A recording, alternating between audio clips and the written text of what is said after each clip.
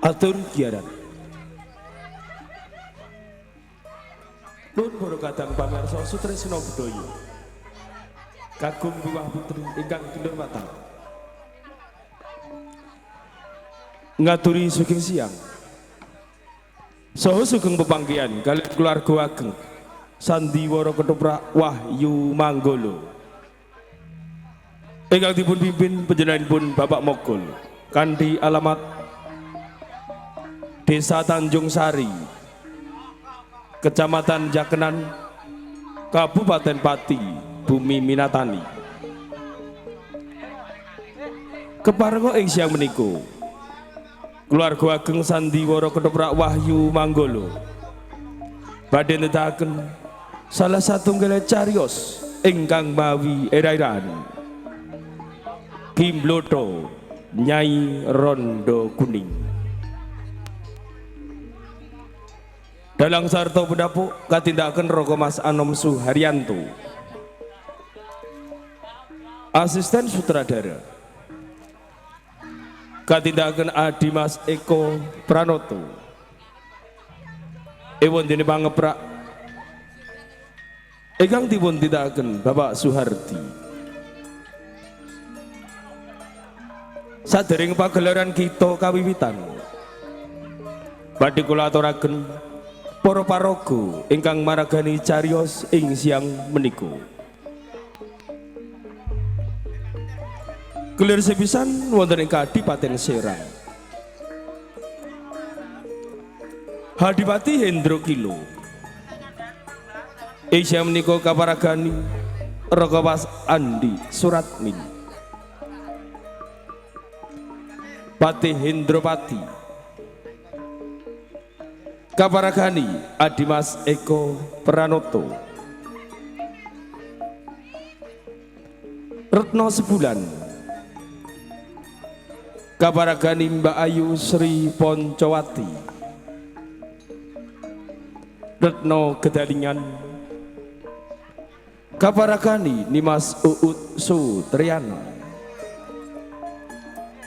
Retno Gawangan kaparagani Nimas Tata Wulandari ewon dene prajurit katindakan seniman bagus Wahyu Manggolo kulir salajipun wonten Kadipaten Pati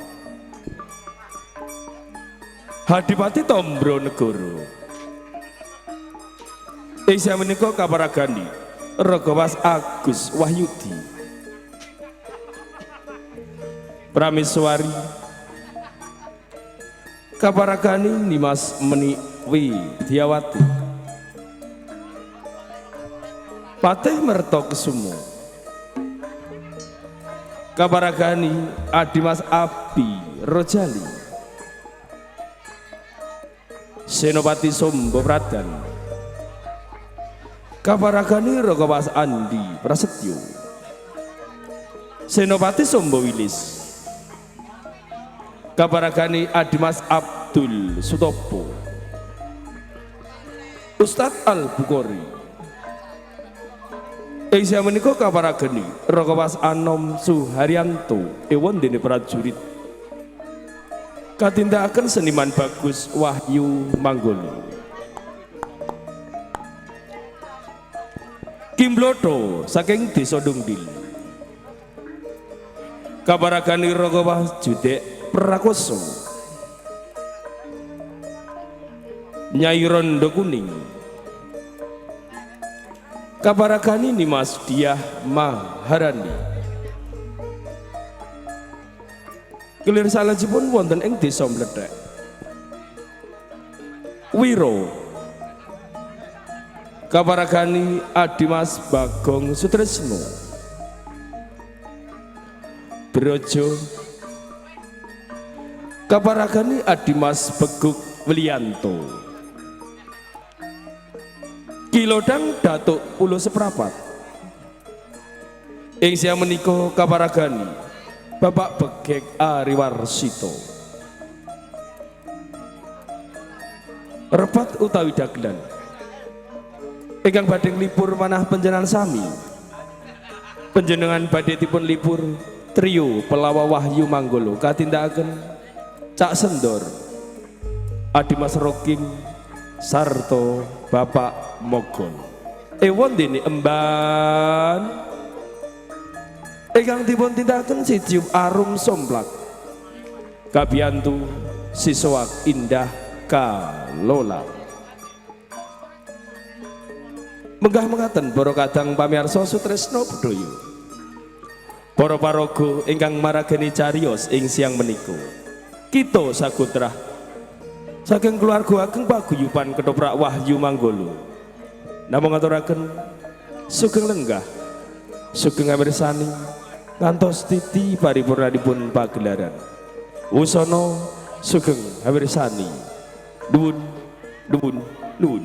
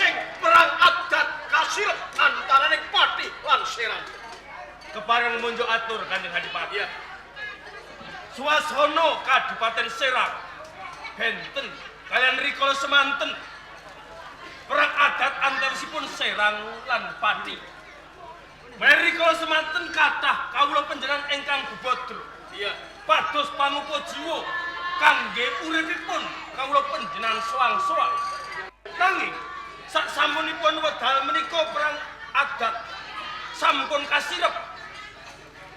Swasana wonten ing Kadipaten Serang saged kawastanan ayom sarta tentrem. Tentremipun Kadipaten Serang mahanani panggesanganipun kawula panjenengan saking denge jagat wonten ing Kadipaten Serang. Utamanipun wiwit saking pucuk ing Paredget mandhap wonten ing Karang Pradesan saya lumebet wonten telungipun Kitha Reja Serang. Kawula panjenengan panggesanganipun mubra-mubru linabur madu boten wonten ingkang nandhang cingkrang setunggalipun Kanjeng. Ya kaya ngono kuwi sing tak jaluk rina pantaraning lagu. Nek mung anggere dadi pengayoman kuwi gampang. Waton dilungguhke Parmasandalu. Kuwi kena diarani hak pengayoman nanging beda. Sing angel kuwi yen kawula tilangisan para kawula sakabeh ana ing Kabupaten Serang kudu bisa ngayemi marang kawula kabeh najan to kae kawula sing asor derajat. Boten sisip menapa ingkang dados pangandikanipun Kanjeng Hadipati Hendrokini. Saksamunipun perang adat menika sampun kaswak. Ya, nanging wedal menika Kadipaten Serang nedheng-nedhengipun wangun awis saking papan panembak bangu pamulangan luhur ugi margi. Bila saking menika menawi kepareng Kanjeng Hadipati ngedalaken kasayamun negari kangge bangun sak kothaipun Kadipaten Serang Kanjeng. perkara kuwi gampang nanging beda sing tak rembuh. Perkawis menapa Kanjeng? Sireping perang adat antaraning Serang lan Pati pinangka dadi putri panungkul ora ana liya kadangku Retno Sembulan Langka. Leres Nanging teh wis saprana nganti saprene kok aku ora krungu kabare piye kadangku sak keloro manggon ing kabupaten. kok menawi sampun mukti wibawa uripipun wong Kadipaten kene iki.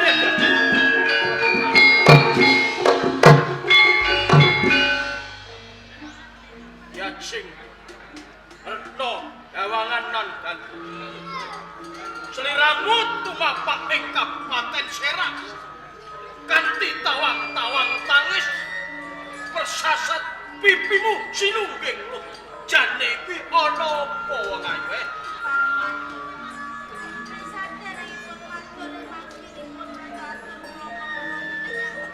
iya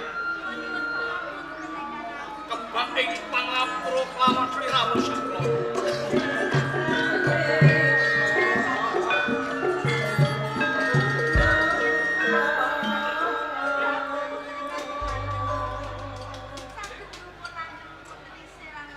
Iya.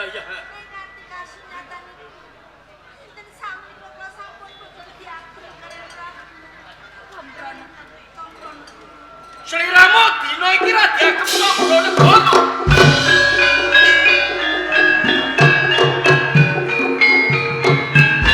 Yajeng Gawangan lan Galungan pun kakang urung bisa nampa marang aturmu nanging pun kakang Cubriya marang sliramu sakloron.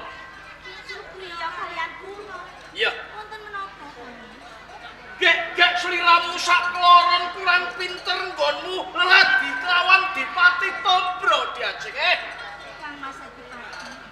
Nyantanipun sedaya kala walapan. Kula dipun kunturaken ugi boten dipun kanteni prajurit.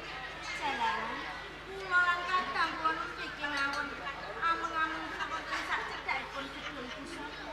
Kula dipun dakwa.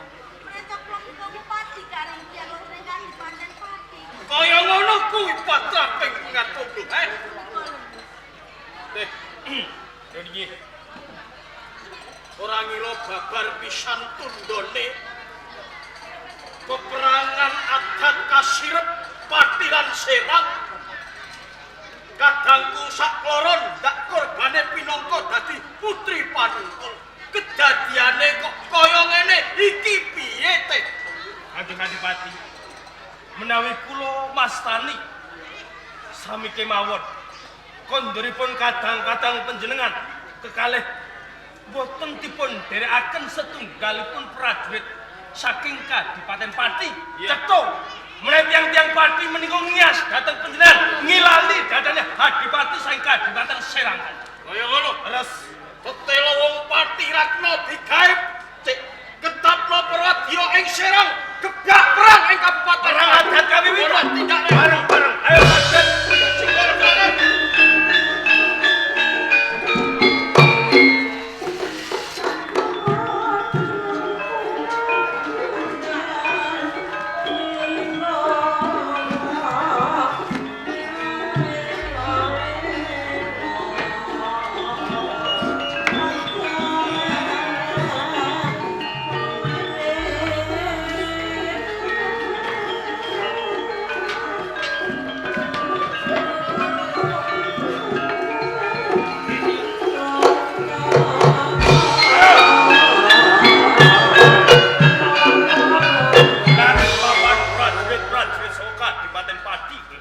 Indropati ya pancen bener.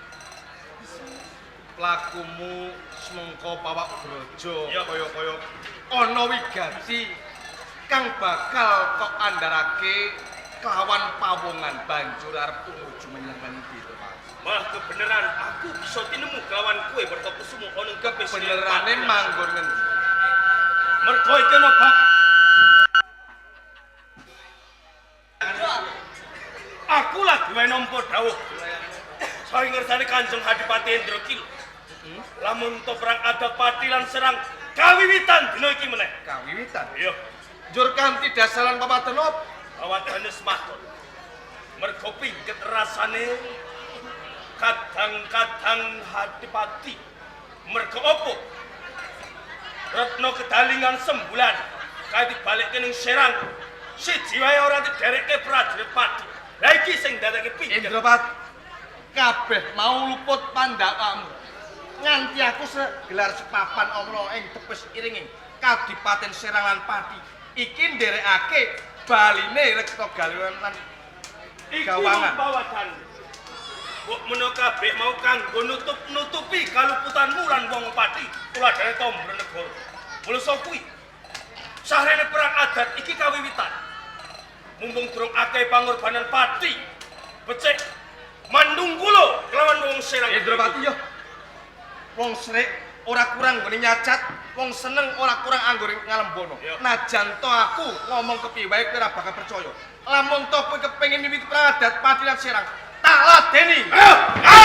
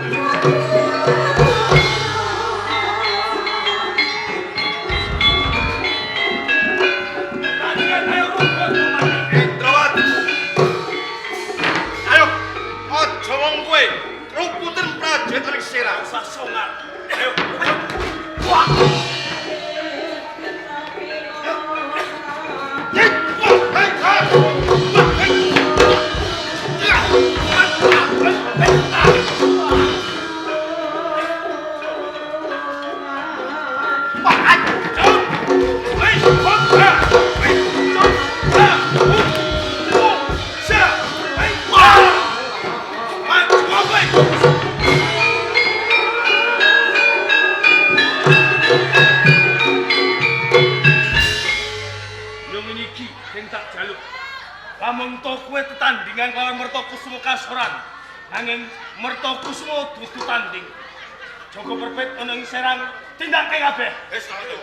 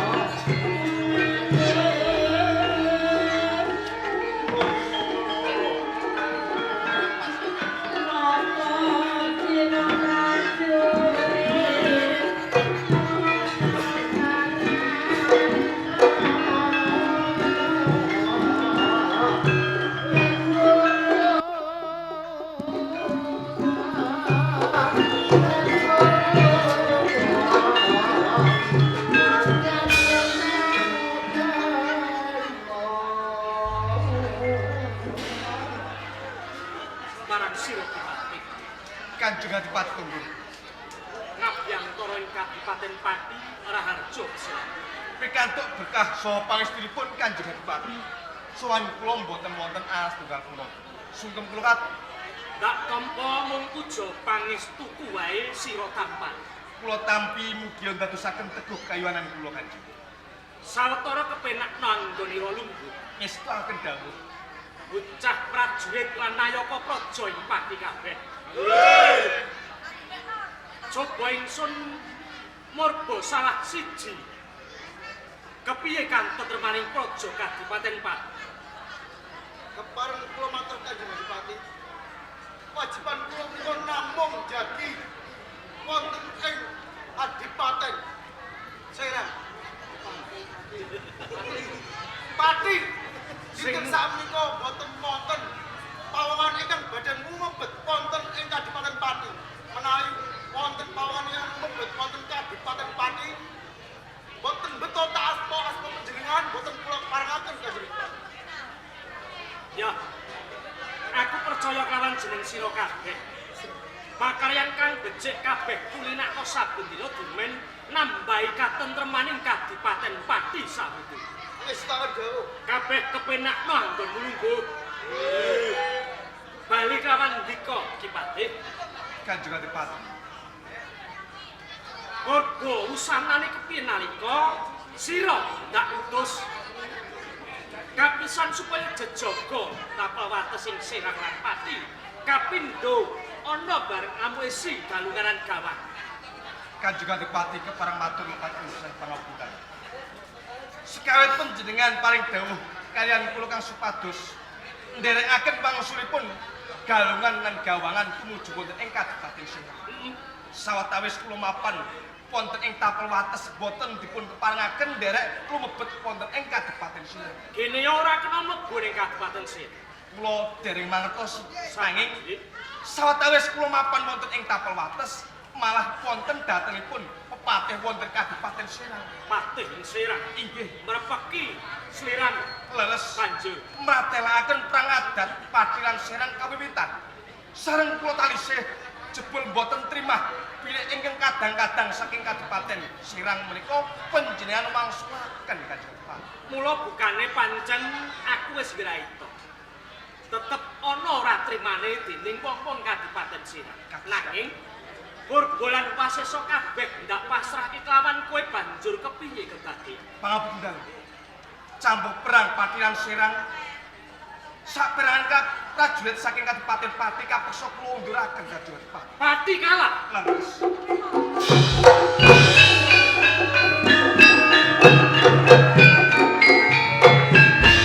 Pati, sira ndak percaya. Gulagling Senopati Kadipaten Pati tak kondherake kelawan kowe saandal. ning ewan dene tan monggo kuli ana kedadian kaya ngene. Apa bebasan anggonku ngasta kawibawan ing Kadipaten Pati iki mung sak negaring payu. Mboten. Panjenengan salah satunggalipun pengayoman wonten ing Kadipaten Pati. Ampun ngantos paring dawuh mupus kados pekat. Yen pancen kabeh senopati lan bola-bling yuda ing Pati kabeh kalah. Aku pribadi kang jangkah ning Kadipaten Serang.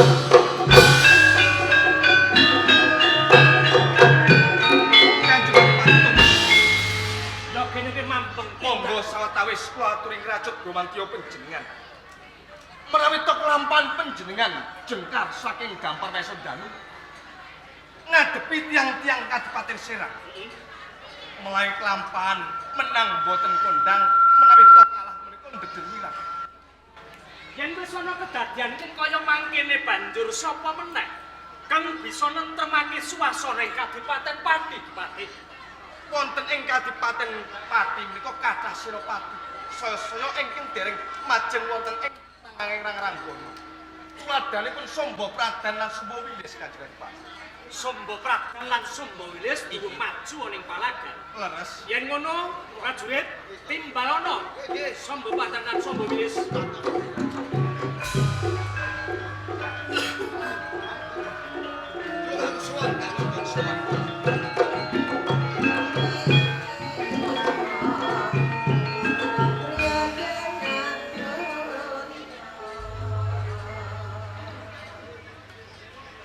Samba Pradan lan Sumba Wilis. Dawuh. Raharja sawanira ing Pati. Pangestunipun Kanjeng Adipati, sowan kula kalih ing sak kara-kara.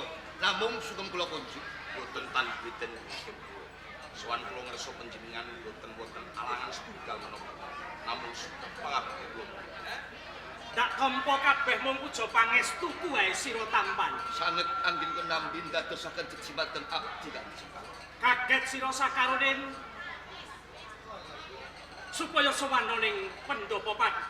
Estunipun boten sisih pangandika dalem Kanjeng. Nembe kemawon abdi dalem tetep wajib dumadakan kasaru sowanipun prajurit. Kula paring kedah ngadhep ngersanipun Kanjeng Adipati Tombologoro. Lajeng gatosipun menapa? Menawi wonten perkawis monggo ingkang dipundharaken. Ya, Sumba Pradan lan Sumba Wilis sambung lawan kahananing Kadipaten Pati. Sawetara aku utusan dening Ki Patih kang supaya nderekake Bali, Galungan lan Gawangan ana ing Kadipaten Serang. Ning cetha jebul wong-wong Serang ora ana trimane perkara Gawangan lan Galungan ora ingsun pribadi kang tumeka ana ing Kadipaten Serang. Satemah ing Serang barang ngamuk ana ing Kadipaten Pati kang diadepi dening Ki Patih Saandar. Kawruhan ana Pati kalah tanding lawan Serang. Mula ing kene aku bakal miji kowe sakarone. Sumpah prasetyamu kepiye anggonmu labuh-labut ing Kadipaten Pati? Duh Kanjeng Adipati Tombologoro, pejah gesang kula badhe kula abdikaken wonten ing Kadipaten Pati. Boten tan bentenipun kula menawi cetha tetela wonten ing Kadipaten Pati. Wonten salah setunggalipun menungso ingkang badhe ngrontokaken siraping kendaton. Kula ingkang saged dados cucukipun ayu. Yen ngono aku utusan kawan jeneng sira. Bapakno wong-wong Kadipaten Serang. Balekno rena Gawangan lan Galungan Saandhan. Aja nganti mengko gawe karing-karing praja Kadipaten Pati. Kepareng nyuwun pamit. Sing ati-ati. Pangestu panjenengan.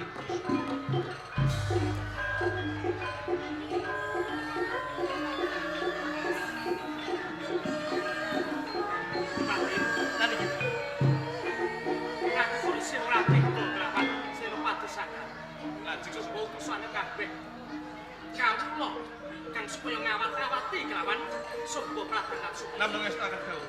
Prajurit ayo dhewe.